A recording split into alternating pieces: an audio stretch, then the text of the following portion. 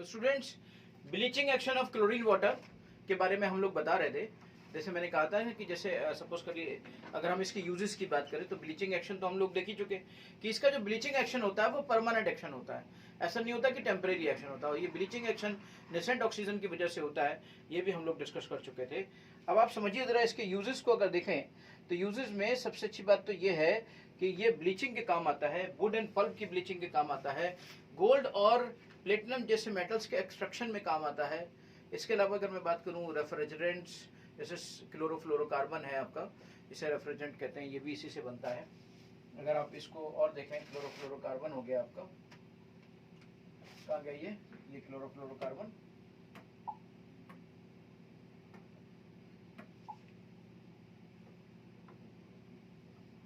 ये जो बनता है क्लोरोकार्बन इसी से बनता है ना, DDT इसी से बनता है, क्लोरोफॉर्म इसी से बनता है, CCl4 इसी से बनता है। वाटर को जो टंकी होती है पानी की, उसमें भी जो स्टरलाइजिंग कराने के लिए उसके अंदर जो भी ज़्यादा कीड़े पतंगे या कुछ और है, उन किसी भी इंसेक्टिसाइड्स की वजह को स्टरलाइजिंग कराने के लिए, उसको शुद्ध बनाने के लिए क्लोरीन वाटर या क्लोरीन की गोलियां डाली जाती हैं, है ना। पॉइजनस गैस इसी से तैयार होती है, आप सब जानते हैं। ये फॉस्जीन है। अब इस फॉस्जीन को तुम्हें तैयार करना है तो CO+Cl2 से आप यहाँ पे फॉस्जीन यानी कि COCl2 तैयार करा सकते हो। टीयर गैस की बात करें तो टीयर गैस आपकी ये होती है टीयर गैस, जिसे मैं कहता हूँ CH3NO2 जैसे मान लीजिए होता है, फिर आप Cl2 के साथ उसको वो कराते हो, तो ये तीनों के तीनों एक एक करके निकलते हैं 3 बार में। पहले बनेगा CH2 Cl2, फिर इस तरीके से फाइनली आपका ये CCl3NO2 जो कि आपकी टीयर गैस होती है, ये भी डेवलप हो जाती है बेटा मस्टर्ड गैस। फिर इसका एक बहुत बड़ा यूज है इस मस्टर्ड गैस के प्रोडक्शन में।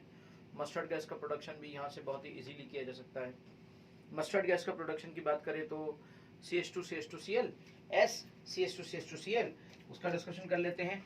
और उसको जब हम करते हैं तो वहाँ से भी ये चीज़ें हमारी मिलती हैं कि मस्टर्ड गैस को कैसे डेवलप करना है, ठीक है ना।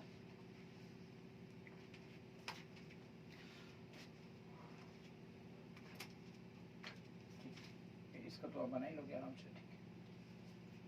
ये जैसे सपोज करो ऐसे, ये आपका CH2CH2Cl और ये इस तरीके से CH2CH2Cl।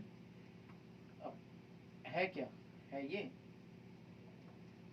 कि यहाँ पर CH3CH3 ले लिया। अब CH3CH3 क्या हुआ, थायो ईथर हुआ ना। क्या सबसे पहले क्या लेंगे हम, सबसे पहले हम लेंगे CH3CH2S CH2CH2CH3। अब ये मस्टर्ड गैस से बनानी है हमें। ये क्या है, ये बेसिकली थायो ईथर है। ऑक्सीजन की जगह अगर सल्फर आ जाता है, जैसे यहाँ पर ऑक्सीजन होता तो क्या होता, ईथर होता। ऑक्सीजन की जगह सल्फर आ गया तो क्या हो गया, थायो ईथर हो गया। अब थायो ईथर में से जब आपने क्लोरीन गैस को रिएक्ट कराया और क्लोरीन गैस को रिएक्ट कराने के बाद इस चीज को आप यहाँ पे करते हो तो ये आपका आ जाता है CH3, आपका CH2Cl, ये आपका CH2Cl, ये आपका S, ये आपका CH2 और ये आपका CH2Cl। इस तरीके से आ जाता है ये।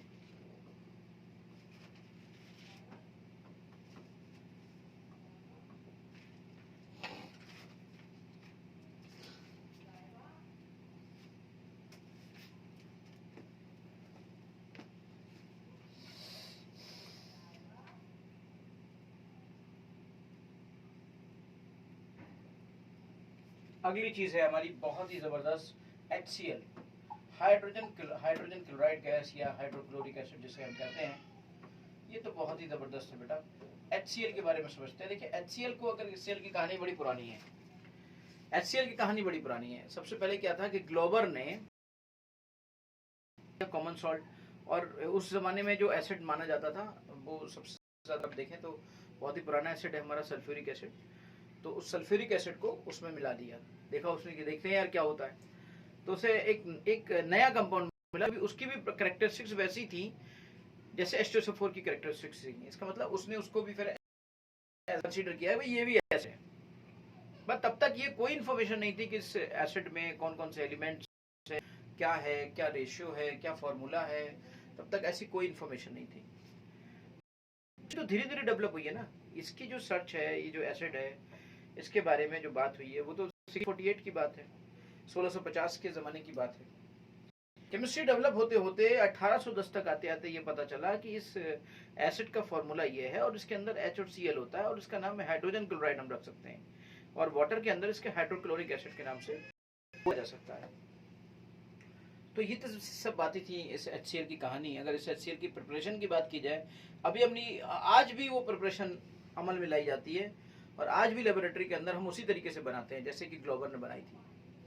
देखिए कॉमन सॉल्ट लिया हमने, कॉमन सल्फ्यूरिक एसिड को मिलाया, सल्फ्यूरिक एसिड को मिलाया तो NaHSO4, क्योंकि एक H एक Na ने एक H को रिप्लेस कर दिया और इस तरीके से एक H को रिप्लेस करके वो H जो यहाँ से हटा था उसने Cl के साथ कंबाइन कर लिया और HCl बना लिया भाई। लेकिन अभी वहां पर तो NaCl प्रेजेंट है और H प्रेजेंट है, तो NaCl कर क्या रहा था, यहाँ के एक H को निकाल लिया था ना उसने। जब NaCl वहां मौजूद है निकालेगा, जब वो इस H को भी निकालेगा तो ये NaCl इस H को भी रिप्लेस कर देगा और Na2SO4 बन जाएगा। तो आप मुझे बताइए, अगर कोई आपसे पूछे कि H2SO4 वेट क्या है तो आप कहोगे H2SO4 का यह इक्विवेलेंट वेट है, क्योंकि कन्वर्जन फैक्टर 1 आ रहा है, केवल एक H रिप्लेस हो रहा है। अगर कोई आपसे कह दे कि यहाँ पर H2SO4 का इक्विवेलेंट वेट बताइए तो आपका m/1 होगा, यानी 98 डिवाइडेड बाई 1। 98 इसका मॉलिक्यूलर मास होता है, कन्वर्जन फैक्टर 1 आता है। किसी भी एसिड का जो कन्वर्जन फैक्टर होता है, ऐसे रिएक्शन बहुत सारे दिए जाते हैं। क्वेश्चन को ऐसे कोई लिखने को थोड़ी ना आते हैं, क्वेश्चन ऑब्जेक्टिव क्वेश्चन तो ऐसे ही आते हैं कि कोई रिएक्शन दे दिया, उसमें कह दिया इक्विवेलेंट वेट बताइए, कोई किसी पूछ लिया बेसिसिटी बताइए, किसी ने पूछ लिया इसकी फाइनल रिएक्शन क्या होगी, कितने मोल बनेंगे, है ना। तो H2SO4 इस तरीके से m/1 यहाँ पे आ गया। क्यों? क्योंकि 1H ओनली रिप्लेसिंग, अंडरस्टैंड। अगर इस पर्टिकुलर रिएक्शन की मैं बात करूं, यहाँ पे बात करूं, तब की बात मैं कह रहा हूँ। लेकिन जरा ध्यान से देखिए इस फुल रिएक्शन को, अगर मैं इस फुल रिएक्शन की बात करता तो ये फुल रिएक्शन कैसे आएगी, तब तो ये NaHSO4 कट जाएगा यहाँ से और ये 2NaCl बन जाएगा, और 2NaCl बन जाएगा तो ये तो फुल रिएक्शन बन जाएगी 2NaCl प्लस H2SO4 बन जाएगा आपका प्लस 2HCl, है ना। तो अब ये आपका HCl है और ये आपका Na2SO4 है, Na2SO4 और HCl की बात करते हैं।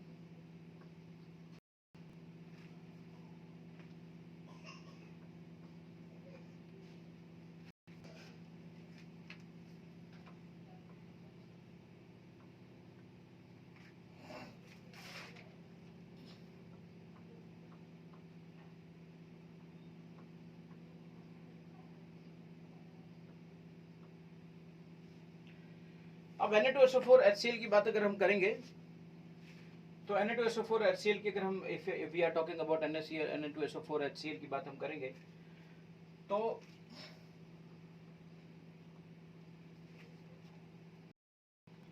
ध्यान से ये बना आपका। अगर आप यहाँ पे अगर आपसे कोई पूछे ये रिएक्शन दे और कोई पूछे कि इक्विवेलेंट वेट बताओ, तब तो आप कह सकते हो कि दोनों H रिप्लेस हो रहे हैं, और तब आप कह सकते हो कि दोनों H रिप्लेस हो रहे हैं तो इसका मतलब यहाँ पर m/2 होगा।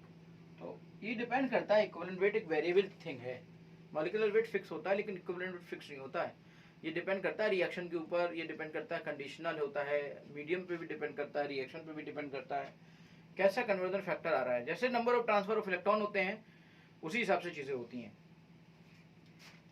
अब यहां से हमें HCl गैस मिल गई भाई। अब इस HCl गैस में मान लीजिए कहीं पर मॉइस्चर है, HCl गैस जो ऑब्टेन्ड होगी उसमें मॉइस्चर होगा। अब हमें उसे ड्राई करना है, तो हो सकता है कि HCl गैस को कैसे ड्राई किया जाएगा, किसके थ्रू ड्राई किया जाएगा। देखिए ये क्वेश्चन बन सकता है, ऑब्जेक्टिव बन सकता है कि HCl gas is dried by the following Regents, number 1, number 2, number 3, number 4। यार एक बात तुम्हें बता दें, ड्राइंग एजेंट के फॉर्म में या डिहाइड्रेशन के लिए अगर कोई जबरदस्त है तो वो है conc H2SO4।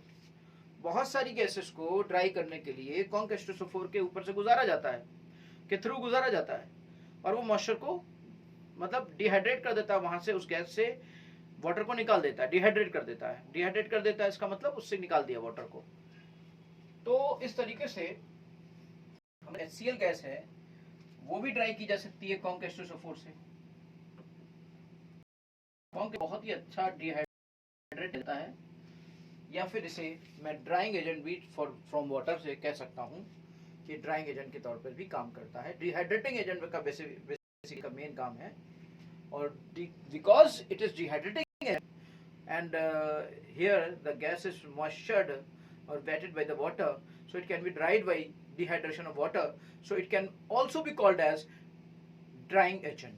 Okay, so now come to the category of properties. हम लोग now we are talking about the properties. हम लोग properties का discussion अब करेंगे। properties कैसे होती हैं, क्या होती हैं? Let's see the properties of HCl gas.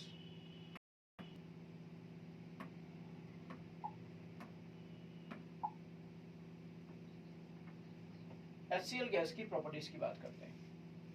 देखिए HCl गैस HCl गैस जो होती है एक हाइड्रोजन क्लोराइड गैस जिसे हम कहते हैं, और HCl गैस बहुत ही कलरलेस होती है, पंजेंट स्मेलिंग गैस होती है, मतलब बहुत ही तीखी सी स्मेल आती है, बहुत ही तीखी सी स्मेल आती है, बहुत ही तीखी सी स्मेल आती है, कलरलेस गैस होती है। अच्छा, ये इसके अंदर खास बात है कि इजीली लिक्विफाई हो जाती है, easily liquefy to colourless liquid. अब आप समझिए जरा कि वहां पर जो क्लोरीन गैस का हम डिस्कशन कर रहे थे, तो वो जब लिक्विफाई हो रही थी तो वो येलो ग्रीनिश लिक्विड में है ना, और ये जो होती है वो कलरलेस लिक्विड में लिक्विफाई होती है। मतलब क्लोरीन HCl गैस जो होती है वो कलरलेस लिक्विड में लिक्विफाई होती है। मतलब कहने का ये हुआ कि जो हाइड्रोक्लोरिक एसिड होता है ना वो कलरलेस होता है। लिक्विफाई हो गई, लिक्विफाई आने के बाद क्या बनेगा? जो लिक्विफाई बनने के बाद HCl बनता है, वो HCl क्या है? वो HCl बेसिकली हाइड्रोक्लोरिक एसिड है और वो कलरलेस है। अगर उसका जो बॉइलिंग पॉइंट है वो बहुत ही कम होता है, -86 डिग्री सेंटीग्रेड के करीब आएगा, 189 केल्विन होता है, और अगर 189 केल्विन को आप डिग्री सेंटीग्रेड में कन्वर्ट करोगे ना, तकरीबन इट विल कन्वर्ट इनटू 84 आएगा, 84 के करीब आएगा, हाँ 84 डिग्री सेंटीग्रेड के करीब आएगा, -84 डिग्री सेंटीग्रेड।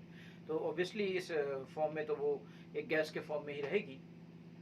अगर हम इसके अलावा बात करें, अगर सपोज करो आपने 159 केल्विन जो उसका फ्रीजिंग पॉइंट है उस पर अगर आपने उसको फ्रीज किया तो वो एक वाइट क्रिस्टलाइन सॉलिड बनेगा। जैसे क्लोरीन गैस को अगर आप फ्रीज करते ना तो वो येलो ग्रीनिश सॉलिड, यहाँ पे व्हाइट क्रिस्टलाइन सॉलिड मिलेगा क्योंकि लिक्विड आपका व्हाइट यानी कलरलेस लिक्विड था, राइट। एक HCl गैस की बड़ी अच्छी खास बात यह है कि ये एक्सट्रीमली सॉल्युबल इन वाटर होती है। नेक्स्ट पॉइंट हमने डिस्कस किया कि it is extremely soluble in water and ionises as follows, और ये ऐसे इसकी पहचान होती है। और एक बात और खास बात आपको बताएं, खास बात ये है कि HCl गैस जब वाटर में डाली जाती है तो भैया ये भयंकर एसिड के फॉर्म में काम करती है। देख रहे हैं आपके कितना भयंकर आ रहा है। ये स्ट्रेंथ ऑफ एसिड पे डिपेंड, स्ट्रेंथ ऑफ एसिड जो होता है ना वो इसी पे डिपेंड करता है। Strength of acid is directly proportional to Ka। Strength of acid is directly proportional to Ka। Ka के ऊपर डायरेक्टली प्रोपोर्शनल होता है स्ट्रेंथ ऑफ एसिड, यानी कि जितना ज्यादा Ka की वैल्यू होती है उतना ज्यादा कोई एसिड स्ट्रांग होता है। और याद रखिएगा pKa के अपोजिट होता है strength of acid. Strength of acid जो होती है that is inversely proportional to the pKa, और pKa के वो अपोजिट होती है। ठीक है भाई।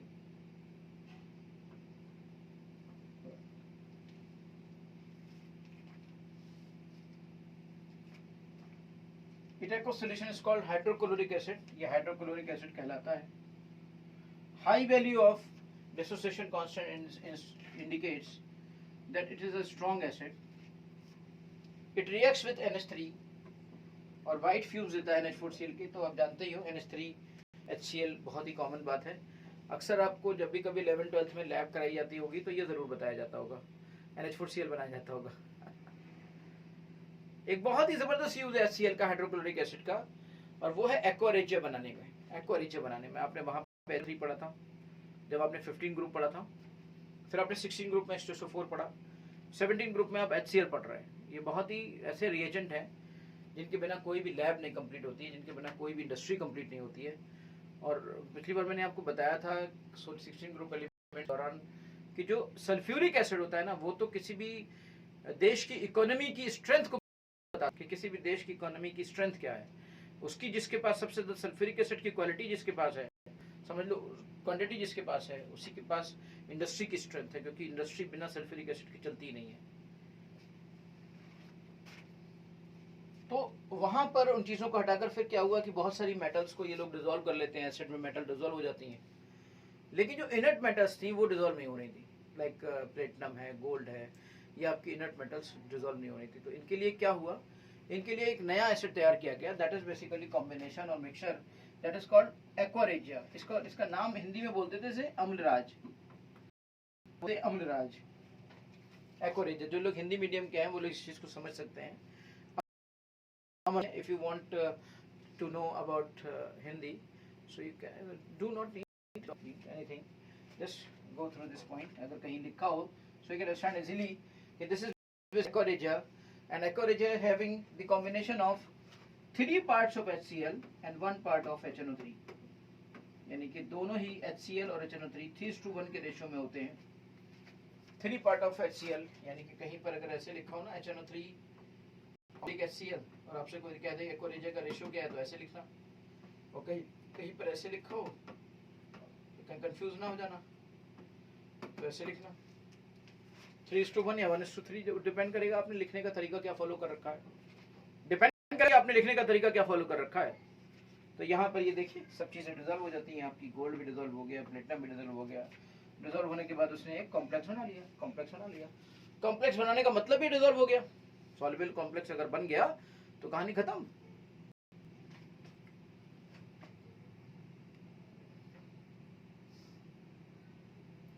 हाइड्रोक्लोरिक एसिड का एक बहुत ही अच्छा यूज और है, जिसके बारे में हम बहुत अच्छे से डिस्कशन कर सकते हैं, इस पर क्वेश्चन भी बन सकता है। आमतौर पर जो कार्बोनेट्स होते हैं वो हीटअप किए जाते हैं और उनसे CO2 गैस निकलती है, थर्मल डिकम्पोजिशन की बात की जाती है।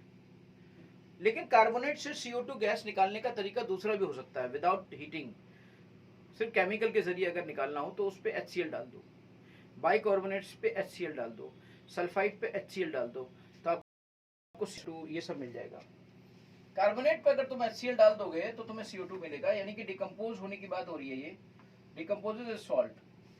और अगर ये NaCO3 पे तुम डाल देते हो तो ये भी देखो CO2 निकल जाएगा, SO3 पे SO2 निकल जाएगा, है ना। यूज की बात करें तो अभी तो आप देख रहे थे कि HCl की मदद से ही तो हमारा Cl2 सबसे पहले HCl की मदद से मिला था, HCl की वजह से मिला था। NH4Cl की बात करें। अच्छा एक बात और बताएं, ग्लूकोज आपके पास होता है, अब ये ग्लूकोज कैसे बनता है? आप वो भुट्टे वाला स्टार्च लेते हो, भुट्टा लेते हो, भुट्टा खाते हो, कॉर्नफ्लेक्स लेते हो ना, तो उसका जो स्टार्च होता है वो तो स्टार्च होता है पूरा की पूरा, तो उस स्टार्च को डिकम्पोज होगा तो ओलिगोसैकेराइड, मोनोसैकेराइड, डाइसैकेराइड्स, स्टार्च है ना, ओलिगोसैकेराइड्स, उसके बाद डाइसैकेराइड्स, फिर मोनोसैकेराइड्स, मोनोसैकेराइड्स मतलब ग्लूकोज, डाइसैकेराइड मतलब शुगर, है ना, जिसे हम केन शुगर का फॉर्मूला कहते हैं जैसे। अब ये धीरे धीरे डिकम्पोज होता चला जाता है, तो HCl उसको डिकम्पोज करके सीधे ग्लूकोज में ले आता है, सारे चीजें तोड़ डालता है, सारे बॉन्ड्स तोड़ देता है। लेबोरेटरी रिएजेंट तो बहुत अच्छे से यूज होता ही है। और यहाँ के बाद इसका डिस्कशन करेंगे कि ये एक चीज इसके सामने हमारे पास है। अच्छा आपको याद होगा कि हमने जो लास्ट टाइम जब डिस्कशन किया था, तो कोई भी ऐसी फैमिली बता दो जिसमें ऑक्सो एसिड्स का डिस्कशन ना हुआ हो। We have discussed so many oxo acids, like अगर हमने फास्फोरस में ऑक्सो एसिड्स का डिस्कशन किया, नाइट्रोजन के ऑक्सो एसिड्स का डिस्कशन किया, हमने सल्फर के ऑक्सो एसिड्स का डिस्कशन किया, बहुत सारे थे, बहुत सारे स्ट्रक्चर पे बेस्ड क्वेश्चंस थे, बहुत सारी चीज़ें हमने देखी थी। फिर उसके बाद अगर हम देखें तो अब यहाँ पर हम बात कर रहे हैं क्लोरीन पर या ब्रोमीन पर या किसी भी हैलोजन से जो ऑक्सो एसिड्स बनेंगे। जैसे HCl नॉर्मल एसिड है, HX एक नॉर्मल एसिड है, ये HX है, HX जैसे HI, आपका HBr, आपका HCl, आपका HF, ये सब के सब एसिड है, ये नॉर्मल एसिड है। अब इसी नॉर्मल एसिड में अगर ये HXO फॉर्म में आ जाए, इसके ऊपर प्लस O आ जाए, O मतलब OX का मतलब हुआ X, देखते हैं कितने आते हैं, X हो सकता है किसी में 1 आए, किसी में 2 आए, किसी में 3 आए, किसी में 4 आए।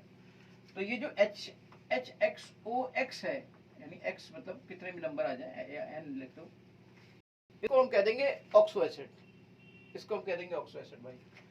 जरा एक एक करके देखते हैं। मैं आपको बताऊं, फ्लोरीन एक ऐसी चीज है जिसके छोटा साइज होने की वजह से, चार्ज डेंसिटी ज्यादा होने की वजह से, इलेक्ट्रोनेगेटिविटी होने की वजह से फ्लोरीन के ऑक्सो एसिड्स बहुत ज्यादा नहीं होते। याद रखिएगा, फ्लोरीन के ऑक्सो एसिड्स बहुत ज्यादा नहीं होते हैं। फ्लोरीन के ऑक्सो एसिड्स नहीं होते हैं तो इसे जैसे हम कहते हैं हाइपोफ्लोरस एसिड का केवल एक फ्लोरीन का ऑक्सो एसिड मिलता है, जिसको हम कह सकते हैं HFO, बस, और कोई नहीं है। यहाँ पर इस तरह प्रेजेंट करने की आदत है, लेकिन क्लोरीन ऐसा कोई नहीं है जिसके छोड़ देता हो। क्लोरीन की अगर बात की जाए तो देखो ये HClO, ये देखो HClO2, ये देखो HClO3, ये देखो HClO4। वर्ल्ड का सबसे स्ट्रॉन्गेस्ट एसिड हमारे सामने है HClO4, लेकिन HI में कंपटीशन होता है। HI कुछ रीजन की वजह से स्ट्रॉन्गेस्ट एसिड कंसीडर किया जाता है। कुछ बुक्स में HI दिया है, कुछ बुक्स में HClO4 दिया है, लेकिन मेरे हिसाब से HI सबसे ऊपर है, HClO4 उसके बाद आता है। रीजन सब बहुत आगे चल के आपको पता चलेंगे। इसके अलावा हम ब्रोमीन के देखते हैं, फिर मैं बताता भी हूँ कि इनमें से देखिए अगर इनकी स्ट्रेंथ की बात की जाए ना, तो ये स्ट्रेंथ लगातार बढ़, इसमें से इसकी स्ट्रेंथ लगातार बढ़ती जा रही है, इनकी स्ट्रेंथ लगातार बढ़ती जा रही है, ये बढ़ती जा रही है। मैं इसका रीजन भी अभी आपको बताऊंगा। जो यहाँ पर स्ट्रेंथ है बनेगा, क्वेश्चन कोई ऐसे थोड़ी ना आएगा कि ये पूछेगा तुमसे, क्वेश्चन पूछेगा इनकी स्ट्रेंथ बताओ, कंपेयर करो, डिक्रीजिंग ऑर्डर में लिखो, इंक्रीजिंग ऑर्डर में लिखो। तो लोग सिर्फ एनसीईआरटी को पढ़ने लगते हैं, तो एनसीईआरटी को सिंपली आप पढ़ोगे तो कुछ नहीं कर पाओगे आप। एनसीईआरटी के हर लाइन पर सोचो कि हाउ दे डेवलप क्वेश्चंस, और इसका अनुभव आप नहीं कर पाओगे, हम ही लोग कर पाएंगे, क्योंकि हमने पूरी स्टडी करी है और क्वेश्चंस को दिमाग में बसाया है। कैसे कैसे क्वेश्चन एग्जामिनर बनाता है, उसके दिमाग को पकड़ने की कोशिश करते हैं और पुराने क्वेश्चंस को रेफरेंस लेते हुए सोचते हैं कि यहाँ पे ये हो सकता है, यहाँ पे ये हो सकता है। स्ट्रेंथ के अब क्वेश्चन कैसे बनेगा? क्वेश्चन बनेगा स्ट्रेंथ पे। क्वेश्चन कैसे बन सकता है? क्वेश्चन बन सकता है स्ट्रक्चर पे। क्वेश्चन कैसे बन सकता है? क्वेश्चन बन सकता है ऑक्सीडेशन नंबर पे। क्वेश्चन बन सकता है ऑक्सीडेशन नंबर पे। क्वेश्चन बन सकता है नाम पे कि किसका नाम क्या है। बहुत मुश्किल है कि नाम के बारे में पूछे। सबसे ज्यादा अगर यहाँ पे मुझे सही लगता है क्वेश्चन जो बन सकता है वो स्ट्रेंथ के बारे में पूछेगा। स्ट्रेंथ का डिस्कशन अभी हम लोग करेंगे। पहले फिलहाल मैंने आपको बता दिया, स्ट्रेंथ नॉर्मली ऊपर से नीचे की तरफ बढ़ेगी। क्यों बढ़ेगी इसका रीजन आपको बताऊंगा अभी। सबसे पहले हम देखते हैं बीआर के और कौन कौन से बन सकते हैं। देखो बीआर का HBRO बनता है, 2 नहीं बन रहा है, लेकिन HBRO3 बन रहा है, HBRO4 बन रहा है। बिल्कुल कंडीशन वही यहाँ पर है, यानी बीआर और इसमें ये HBRO2 नहीं, HIO2 नहीं बन रहा है, HIO3 बन रहा है, HIO4 बन रहा है, ये बन रहा है, ये बन रहा है, HIO2 नहीं बन रहा है ना, HIO3 बन रहा है, HIO4 बन रहा है। सवाल इस बात का उठता है कि अगर ऐसा है तो कैसा होगा। HBRO, HBRO2, HBRO3, HBRO4। देखिए यहाँ पर क्या होता है। यहाँ पर हम इन चीजों को देखते हैं, स्ट्रेंथ ऊपर से नीचे तक बढ़ती जा रही है। कैसे बढ़ रही है देखते हैं। एक कॉन्सेप्ट होता है जिस पे आपको वर्क करना पड़ेगा। वो कॉन्सेप्ट होता है कि जैसे कोई भी एसिड है, जैसे मान लीजिए इसी को हम कंपेयर कर रहे हैं HClO, HClO2, HClO3, HClO4, we are going to compare it. हम इसको कंपेयर कर रहे हैं और हम इसको कंपेयर करके हम इसको कंपेयर कर रहे हैं। We are comparing this thing. हम इसको कंपेयर करते हैं। कंपेयर करने पर क्या होता है,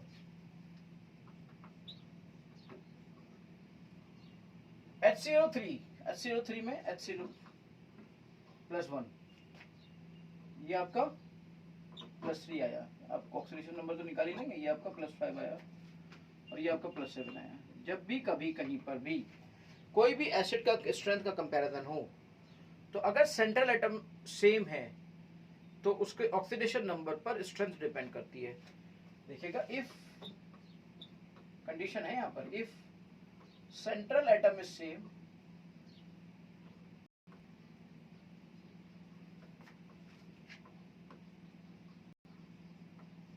देन स्ट्रेंथ ऑफ एसिड, जो स्ट्रेंथ है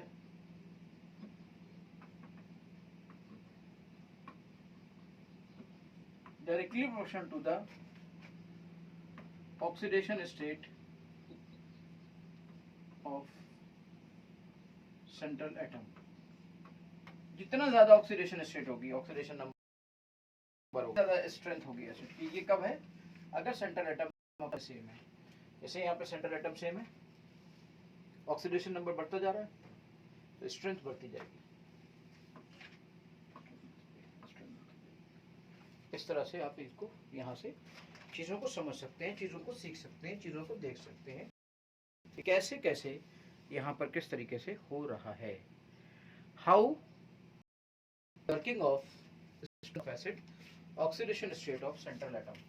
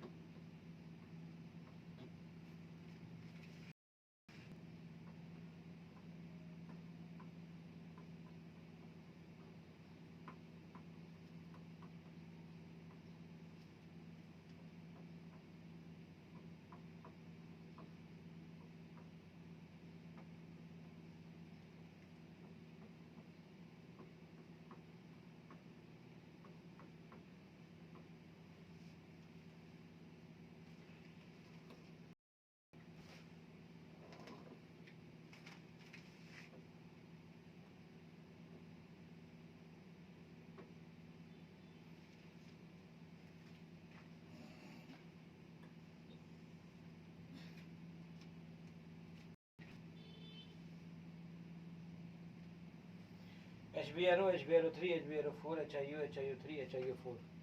ठीक है बेटा?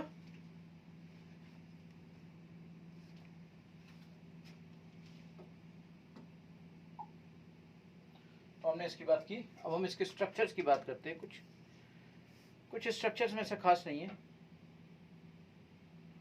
स्ट्रक्चर्स की बात अगर करें तो देखिए, स्ट्रक्चर्स में अगर थोड़ा सा देखा जाए,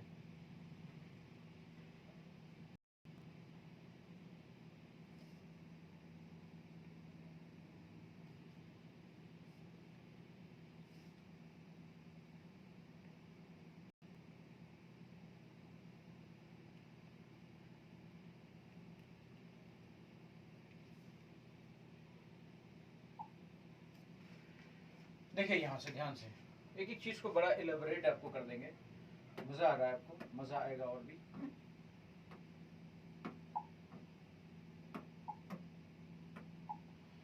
हाइपोक्लोरस एसिड देखिए, HOCl है ना, सिंगल बॉन्ड। अभी बाकी के दो लोन पेयर यहाँ पे रहेंगे सब। ये लोन पेयर है, ये लोन पेयर है, ये सब तो रहेगा ही ना। ये लोन पेयर है, ये लोन पेयर है, HOCl। क्लोरस एसिड यानी HClO2। हाइपोक्लोरस, हाइपो मतलब क्या होता है? कम। हाइपर मतलब होता है ज्यादा। तो हाइपो है, हाइपो मतलब कम, और नॉर्मल है तो क्लोरस। ठीक है ना? ज्यादा है तो और एक लग जाता है, और ज्यादा हो जाता है तो पर लग जाता है, हाइपर। तो हाइपर, पर मतलब और ज्यादा। हाइपो देखो, आपको कभी भी याद रखो, कॉन्सेप्ट है याद रखने का। Hypo tension, hyper tension. वो मतलब कम, पर मतलब ज्यादा, और नॉर्मल है तो नॉर्मल, और क्लोरस है तो उसका कम, और उससे +5 +7 है ना। तो यहाँ पर हम बात कर रहे हैं जैसे HClO की, फिर we are talking about HClO2, तो ये क्लोरस एसिड हो गया। अच्छा इसमें कुछ ऐसा मसला नहीं है, एक O के साथ तो H जाएगा ही जाएगा। अच्छा इसको ऐसे स्ट्रक्चर क्या याद रखोगे, कोई जरूरत नहीं याद रखने की, ऐसे दिमाग में रखो। एक Cl है, 1 Cl इज देयर, ऐसे दिमाग में रखना। अब एक O के साथ तो H जाएगा जाएगा भाई। अब बचा एक O, तो वो सिंपल सा कॉन्सेप्ट है, वो डबल बॉन्ड से आ जाएगा। ऐसे ही सब में करते चले जाओ। जैसे ये HClO3 है, हाइपोक्लोरिक एसिड HClO3, ये क्लोरिक एसिड है। अब इसमें क्या हुआ, 1H will go with H, 1O will go with H, तो 1H विल गो विद, जैसे एक H आपका O के साथ चला गया। अब बाकी के लोगों को क्या होगा, 2 O बचे, दोनों O को ऐसे कर दो, सिंपल। तो इसको ऐसे याद करोगे थोड़ी ना, समझो, स्ट्रक्चर को याद रखने की जरूरत ही नहीं है। आप लोग क्या करते हो कि स्ट्रक्चर को याद करने लगते हो, no need to rememberize it, okay. फिर परक्लोरिक एसिड मतलब HClO4। अब तुम्हें क्या करना है, ये सबका देंगे क्यों भाई, अरे भाई क्लोरस है, ब्रोमस हो तो HBRO लिख देना। ये हो अगर यहाँ पर क्लोरिक एसिड की जगह ब्रोमिक एसिड लिखा हो तो HBRO3 लिख देना, पर ब्रोमिक एसिड लिखा हो तो HBRO4 लिख देना, पर आयोडिक एसिड लिखा हो तो HIO4 लिख देना, आयोनिक एसिड लिखा हो तो HIO3 लिख देना। फिर यहां पर भी वही कॉन्सेप्ट है, देखो यहाँ पर 4 ऑक्सीजन है, 1 H है, तो एक H तो O के साथ जाएगा, एक H देखो, एक H O के साथ चला गया, एक H O के साथ चला गया। अब बचे 3 H, तीनों O को डबल बॉन्ड से जोड़ दो। यहाँ कोई टेंशन वाली बात थोड़ी है, यहाँ पर तो वैकेंट डी ऑर्बिटल है ना भाई, वैकेंट डी ऑर्बिटल है, तो यहाँ पे सोचने की जरूरत ही नहीं है कि तुम्हारे पास यार ऑक्टेट से ज्यादा ना हो जाए, अरे 8 से ज्यादा ना हो जाए। No tension, no need to tensionize it, कोई जरूरत ही नहीं है टू टेक द टेंशन, क्योंकि यहाँ पर डी ऑर्बिटल है। यहाँ पर आपके 8 की बजाय 10 हो जाए, 12 हो जाए, 14 हो जाए, 16 हो जाए, नथिंग, नो डजंट मैटर, 18 तक हो सकते हैं।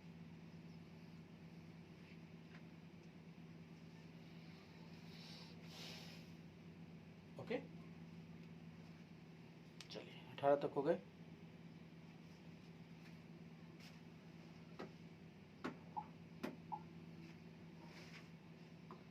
तो इस तरह से हमने स्ट्रक्चर्स की बात कर ली। अब हम बात कर रहे हैं आगे, इसके आगे की सिचुएशन क्या है, let's see that thing. Interhalogen compounds, let's discuss about the interhalogen compounds. Interhalogen compounds का थोड़ा सा डिस्कशन करते हैं कि कैसे कैसे क्या होता है।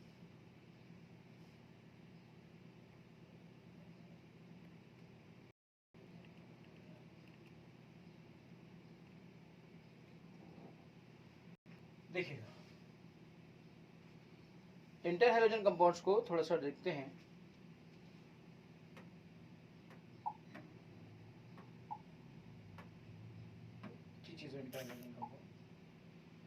इंटरहैलोजन कंपाउंड का मतलब क्या है, इंटरहैलोजन मतलब, इंटर मतलब होता है हैलोजन, यानी कि 2 डिफरेंट हैलोजन्स आपस में मिलकर कंपाउंड बनाए। इंट्रा मतलब होता है एक ही के अंदर, इंटर मतलब होता है 2 हैलोजन्स ऑफ डिफरेंट नेचर। तो 2 halogens of different nature, 1 halogen and other halogen of different nature. Different nature का मतलब एक का साइज छोटा है, दूसरे का साइज बड़ा है, साइज से तो यहाँ पे मामला बनेगा। तो ये जो पहला वाला होगा ये बड़ा साइज का होगा, और ये जो छोटा वाला होगा, एक दूसरा वाला एक स्मॉल साइज का होगा,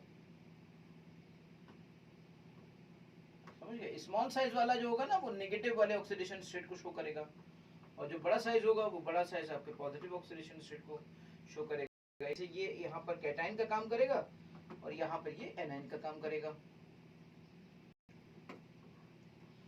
अब इसमें ऑक्सीडेशन स्टेट कौन कौन सी हो सकती है, उसी के बेस पे चीजें बनेंगी, +1 +3 +5 +7। तो +1 +3 +5 +7, उसके बेस पर देखिए, अगर मैं इसको लूंगा x डैश तो यहाँ +1 आएगा, x3 तो यहाँ +3 आएगा, x5 तो यहाँ +5 आएगा, x7 यहाँ +7 आएगा। कौन कौन से पॉजिटिव ऑक्सीडेशन स्टेट बने, +1 +3 +5 +7। और जो x डैश था, जो नेगेटिव जिससे दिखा रहे थे, नेगेटिव तो एक ही एग्जिस्ट करता है ना, and negative is basically only 1, यानी x डैश आपका हमेशा किस पर रहा, नेगेटिव 1। अब सवाल उठा कि भाई आप कैसे कैसे बना सकते हो यार, जितना बड़ा एक्स होगा, मतलब जो पहला एटम जितना बड़ा होगा उसके साथ छोटे वाले एटम उतने ज्यादा जुड़ सकते हैं। जैसे आई है, आई सबसे बड़ा है और एफ सबसे छोटा है, तो 7f जोड़ लो, कोई टेंशन वाली बात नहीं है। देखो ना IF7 भी बनता है बहुत ही आराम से, हम लोगों ने IF7 का पूरा डिस्कशन किया था। IF7 पे पूरा डिस्कशन किया था कि IF7 पे कौन सा हाइब्रिडाइजेशन होगा। IF7 का डिस्कशन किया था भाई, 7 होते तो sp3d3 होता था।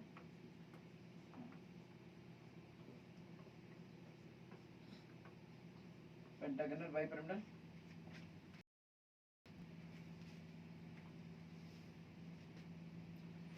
अब अगर यहां पर आप ClF3 की बात कर लो, आप यहां पर ClF3, अब देखिए मैंने कहा ClF3, अब नॉर्मली क्या मिला आपको, ClF3 मिला।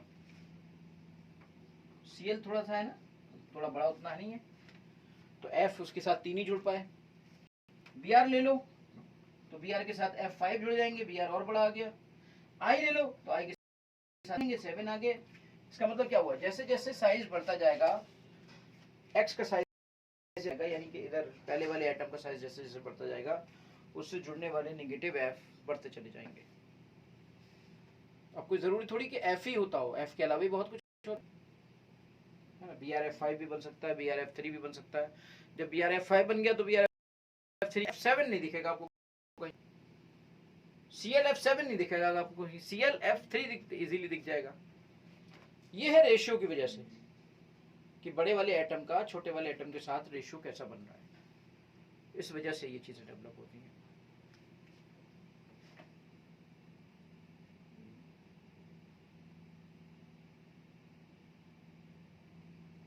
हेलोजन को तो हेलोजन से इजीली बनाया जा सकता है, सबसे अच्छा तरीका तो हेलोजन को के साथ हेलोजन से बनाने का तरीका यही होता है।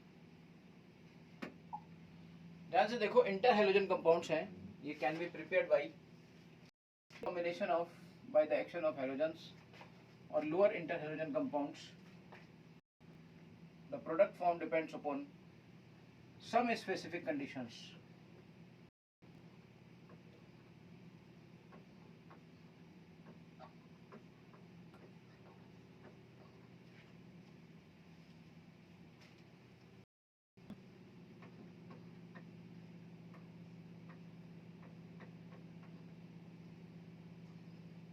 For example, this Cl2 plus F2 F आपका बन जाता है, ठीक है। ClF आपका बन जाता है, Cl2 plus F2 ClF आपका बन जाता है, देखिए ClF बन सकता है, ClF3 बन सकता है, तो सब इसी के साथ बन जाते हैं। इसी रेशियो में कोई भी बहुत बड़ी बात नहीं है, नॉर्मल सी बात है। आप लोग जानते हो I2 अगर Cl2 के साथ ICl3 बना लेगा, कोई बहुत मैकेनिज्म नहीं है इसमें, बहुत स्ट्रॉन्ग कोई कॉन्फ्लिक्ट वो नहीं है। हाँ, इस पे क्वेश्चन जो बन सकते हैं अच्छे, वो देखो मैं आप अच्छे कैसे बनेंगे। अब इसकी ज्योमेट्री, इसका हाइब्रिडाइजेशन, इन सब चीज़ों का डिस्कशन करेंगे तब क्वेश्चन अच्छे बनेंगे। कुछ इंटर हेलोजन कंपाउंड्स का डिस्कशन करते हैं हम लोग, और खुद ही क्वेश्चन आपको अच्छे से निकाल के देखने को मिल जाएंगे। जैसे हमने इसमें किल वाले तो सभी बन जाते हैं ना, IFBrCl5 colourless gas Ruby solid, iodine के साथ ऑब्वियसली सॉलिड बनेगा, ब्लैक सॉलिड IBr के साथ। अब इसका स्ट्रक्चर क्या बनाओगे, ये तो सब एक लीनियर ही लीनियर है, सब सीधे सीधे हैं, दो ही तो है, तो दो में क्या स्ट्रक्चर बताओगे। स्ट्रक्चर कब निकल के आएगा, स्ट्रक्चर तब निकल के आएगा जब दो से ज्यादा होंगे। जैसे यहाँ पर ClF3 निकल के आया। अब ClF3 में आपको याद होगा कि ClF3 में कितने लोन पेयर हो रहे थे, कितने बॉन्ड पेयर आ रहे थे, आपको याद होगा। तो मैंने तरीका बताया था, इसके 7, इसके 7 3 21, तो टोटल 28 वैलेंस इलेक्ट्रॉन्स हो गए। 28 वैलेंस इलेक्ट्रॉन को आपको डिवाइड किया था 8 से, 8 3 24, फिर 2 हुए थे, फिर 2 2 ये आया था। इस तरीके से यहाँ पर आप 3 बॉन्ड पेयर और 2 लोन पेयर ऐसे निकल कर आए थे। तो 3 बॉन्ड पेयर जब निकल के आया तो 3 2 5, तो 3 2 5 का इसका जो हाइब्रिडाइजेशन होगा वो sp3d हो जाएगा, और इसको हम कहेंगे बैंड शेप नहीं बल्कि टी शेप्ड की बात हम करेंगे। अब मैं इन सब के स्ट्रक्चर और शेप की बात करूंगा, अभी सब पूरा निकाल के दिखाऊंगा आपको कि कैसे स्क्वायर में कौन सा होता था, स्क्वायर पिरामिडल में कौन सा होता था, IF5 में क्या जाएगा, है ना, BRF5 में क्या जाएगा, वो सब डिस्कशन हम लोग करेंगे।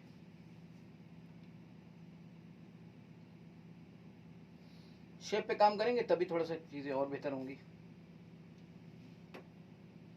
एक एक करके देखिए शेप पे काम करते हैं और उनके बारे में आपको बताते हैं। आपने केमिकल बॉन्डिंग में सब पढ़ा था, उन्हीं को रिवाइज करते हैं। क्या है, सब वो बेसिक्स हैं। मैंने कहा था इनऑर्गेनिक की पढ़ाई करने के लिए redox, chemical bonding, periodic table, atomic structure, ये सब बहुत ही मायने रखते हैं। यहाँ पर आपने ClF3 की बात की, अभी मैंने आपको निकाल के दिखाया टी शेप के बारे में। अब जी ये तो सभी टी शेप ही होंगे, सभी sp3d होंगे और सब में 2 बॉन्ड पेयर, 3 बॉन्ड पेयर और 2 लोन पेयर होंगे और इनका शेप ऐसे शेप बन रहेगा जैसे मान लीजिए आप ये ऐसे देखिए, मैं आपको बताऊँ कैसे आएगा, टी शेप कैसे आएगा वो भी बता देता हूँ। Cl यहाँ पर आएगा और F यहाँ पर आएगा। यहाँ पर ये लोन पेयर होगा, करना पसंद करता है, और F यहाँ पर होगा और F यहाँ पर होगा। इस तरीके से ये टी शेप आएगा। आपको एक बात याद होगी, sp3 हाइब्रिडाइजेशन में बेंट रूल लगता है और बेंट रूल ये कहता है कि जो भी हाइब्रिड, जो भी लोन पेयर्स हैं वो लोन पेयर इक्वेटोरियल पोजीशन पे रहना पसंद करते हैं और जो भी एटम है वो एटम एक्सियल पोजीशन पे रहना पसंद करते हैं। जो इलेक्ट्रोनेगेटिव एलिमेंट्स हैं वो एक्सियल पोजीशन पे रहना पसंद करते हैं। तो यहाँ पर ये एक्सियल पोजीशन पे आ गए जिसकी वजह से ये हो रहा है, ये एक्सियल पोजीशन पे आ गए जिसकी वजह से ये हो रहा है। ओके,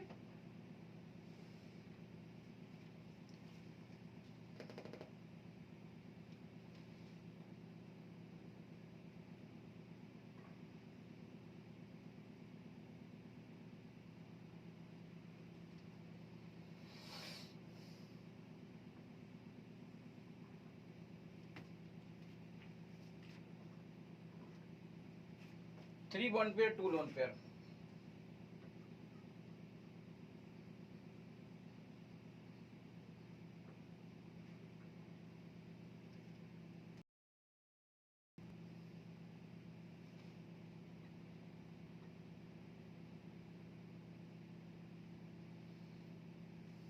IF5 में निकाल लीजिए। IF5 में क्या होगा, BRF5 में क्या होगा, square pyramidal, square pyramidal. Obviously जब एक ही चीज है तो एक ही तरीके से तो बनेगा।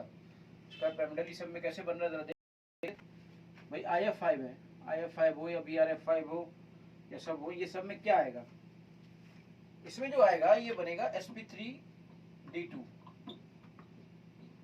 और इसमें 4 बॉन्ड पेयर होंगे और 2 लोन पेयर होंगे। आपने कैसे निकाला, मैं एक तो सिंपल तरीका आपको बताता हूँ। देखो एक तरीका बताऊँ, बहुत ही साधारण सा, 7 है ये,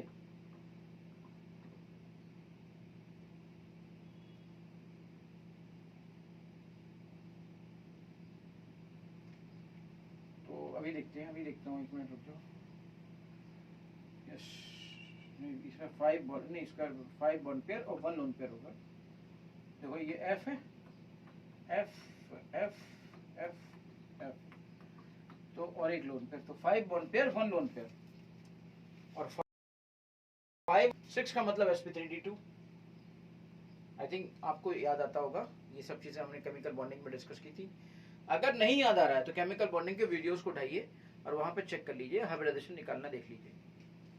तो एक और तरीका भी सिंपल सा तरीका मैंने आपको बताया था, I5 है या BRF5 है, ClF5 है, इसके बैलेंस इलेक्ट्रॉन निकाल लीजिए। मान लीजिए सभी के इसके 7 होंगे, इसके 7 5 तो 35, टोटल मिला के कितने आएंगे 42। एक काम करिए 42 को 8 से डिवाइड कर दीजिए, 8 5 जा 40, रिमाइंडर 2 से, अगर 2 से 2 1 2, देखिए यहाँ से निकल आया। ऊपर वाला जो पहले आता है वो बॉन्ड पेयर होता है, बाद वाला जो आता है वो लोन पेयर होता है। तो 5 बॉन्ड पेयर है और 1 लोन पेयर है, टोटल मिलाकर 6 का मतलब ये हो गया आपका sp3d2, ये आपका हो गया sp3d2, समझ गए। अब ऑब्वियसली sp3d2 है तो ज्योमेट्री कैसी होगी, ज्योमेट्री आपकी, थोड़ा सा स्पेस हो तो ज्योमेट्री इसकी भी बता देता हूँ, है नीचे स्पेस, इसकी ज्योमेट्री को क्रिएट कर देता हूँ।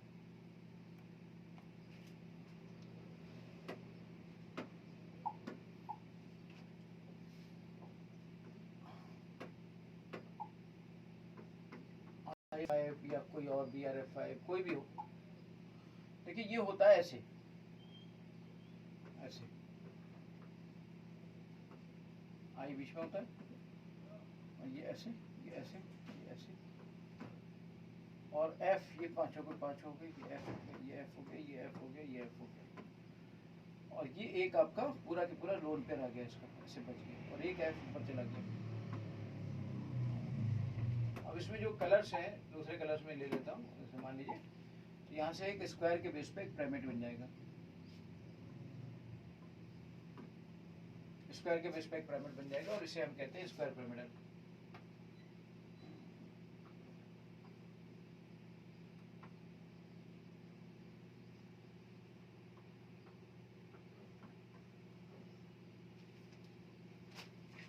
ठीक है, तो इस तरह से स्क्वायर पिरामिडल एक यहाँ पे डेवलप हो जाएगा।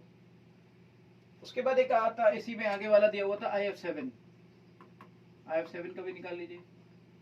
IF7 का तो आप पहले भी निकाल चुके हैं, लेकिन चाहे तो फिर से निकाल लें।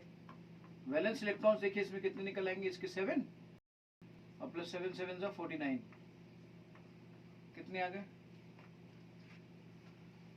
56।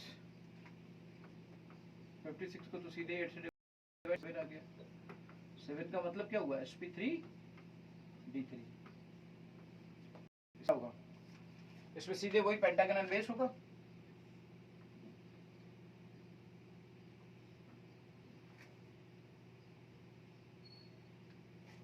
सीधे आपका पेंटागनल बेस होगा इसमें।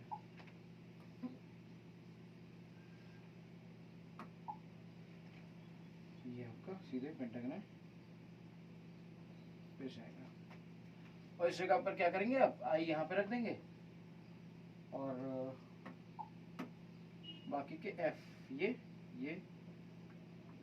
5 बन जाएंगे, ये ऊपर एक और एक नीचे, और यहाँ से सबसे F F F pentagonal base पे एक पिरामिड ऊपर और एक पिरामिड नीचे।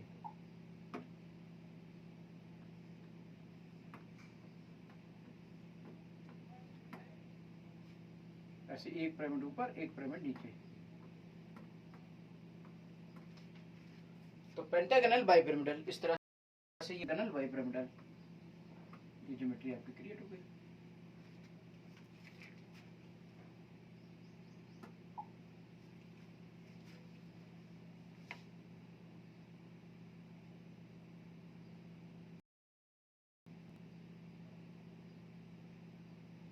ये सब शेप, ये सब चीजें हम लोग पहले ही डिस्कस कर चुके हैं।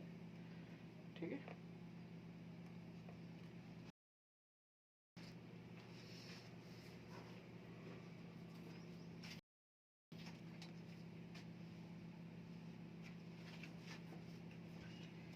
इसमें एक चीज अब आती है स्यूडो हैलोजन कंपाउंड्स। ये एक छोटा सा नया पॉइंट है, उसका भी हम लोग डिस्कशन कर लेते हैं यहाँ पर। स्यूडो हैलोजन कंपाउंड्स होते हैं कुछ, उनका डिस्कशन एक बार कर लेते हैं। What do you mean by the pseudo halogen compounds? देखिए ऐसा होता है, आपने देखा अभी ये हैलोजन कंपाउंड्स हैं आपके, Cl हो गया आपका, Br हो गया, -I- हो गया, ये सब है। एक स्यूडो हैलोजन यानी कि जिनकी प्रॉपर्टी, ये स्यूडो हैलोजन आयन है जिनकी प्रॉपर्टी वो 2 या मोर देन 2 एटम्स का ग्रुप हो सकता है। The group of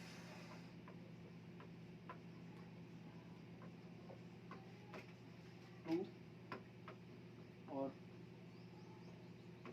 more than 2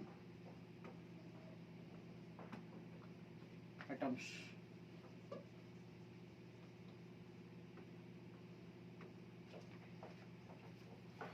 The group of 2 or more than 2 group of the group of 2 or more than 2 group of atoms, more than 2 atoms, the group of 2 or more than 2 atoms resembles the properties of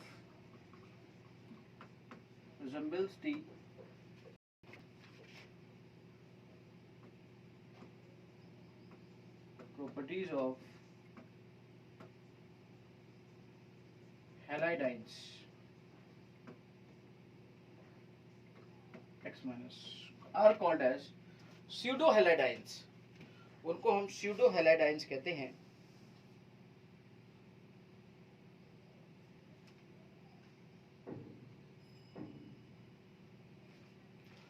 जैसे मैं इनमें से सबसे ज्यादा common आपको बताऊं Cn minus,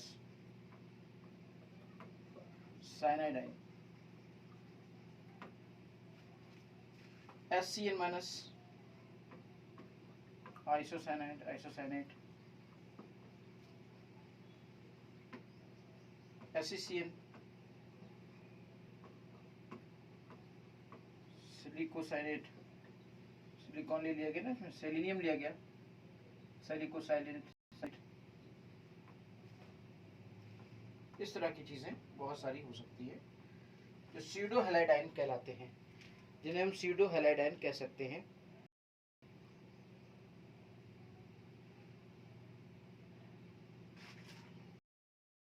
minus ये भी स्यूडो हैलाइडाइन होता है, अजाइडाइन। इनमें से आपको बताएं सबसे ज्यादा अगर आप प्रॉपर्टीज का डिस्कशन करो तो Cn माइनस की जो प्रॉपर्टीज है वो Cl माइनस की प्रॉपर्टीज से बहुत रिजेंबल करती है, रिजेंबल करती है। ये AgCl बनाता है जो कि PPT बनाते हैं, तो ये AgCl बनाता है जो कि PPT बनाते हैं। ये मान लीजिए आपका जो Cl माइनस आयन होता है Ag के साथ PPT बनाता है और वो नीचे बैठ जाते हैं, ऐसे ही ये भी बनाता है, ये भी नीचे बैठ जाते हैं। ये मान लीजिए आपका HCl जैसे एसिड बनाते हैं, तो H के साथ जुड़कर ये भी आपका एक एसिड बनाता है। बहुत सारी मतलब दोनों एसिड है, ये भी एसिड है तो ये भी एसिड बनाता है। Very much properties are resemble to each other. बहुत सारी प्रॉपर्टीज ऐसी हैं जो कि रिजेंबल होती हैं एक दूसरे के साथ। अब आप सब जानते हो कि Cl माइनस जो है वो ऑक्सीडाइज होकर और ये आपका Cl2 में कन्वर्ट हो जाता है। बिल्कुल ऐसे ही ये Cn माइनस भी है जो कि ऑक्सीडाइज होकर Cn का होल ट्वाइस, जिसे हम साइनोजन कहते हैं, उसमें ऑक्सीडाइज साइनोजन उसमें कन्वर्ट हो जाता है। बहुत सारी प्रॉपर्टीज ऐसी हैं जिनको हम देखकर ये कह सकते हैं।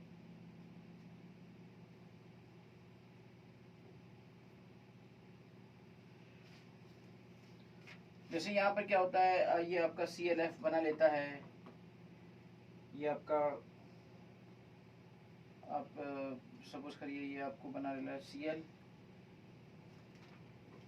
बना ले रहा है ना। बिल्कुल ऐसे ये भी करता है, ये आपका CnF बना सकता है, ये आपका CN ये भी बना सकता है। अगर ये इंटरहाइड्रोजन कंपाउंड बन रहे हैं तो ये कंपाउंड बन रहा है। ये बड़ी अच्छी बात है, यानी यहाँ पे बहुत ज्यादा सिमिलैरिटी है बेटा। इसी के साथ हैलोजन फैमिली आपकी कंप्लीट होती है। हैलोजन फैमिली का हर पॉइंट हमने डिस्कस कर लिया। हम लोग पढ़ेंगे नोबल गैस की फैमिली 18 ग्रुप को पढ़ेंगे। इससे पहले हम कुछ और क्वेश्चंस का डिस्कशन करेंगे, इसका वो जरूर करेंगे। ठीक है, थैंक यू।